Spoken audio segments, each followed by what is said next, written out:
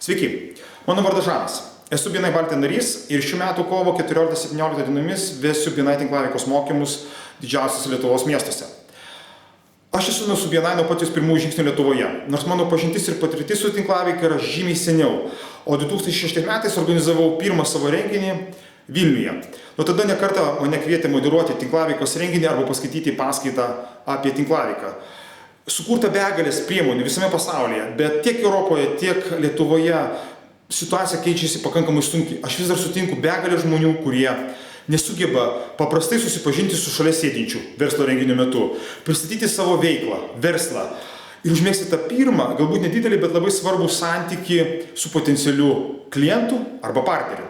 Mokymuose dalinsiuosi tiek savo, tiek geriausių BNI ekspertų patirtimi. Kas ta tinklaveika? Kaip ją išnaudoti, kaip geriausiai iš jos uždirbti savo verslui. Praktikuosimės, kaip užkabinti pašnekovą, ką sako aplink esančių žmonių kūnai, kaip galų galiai išeiti iš pokalbio ir žymiai daugiau.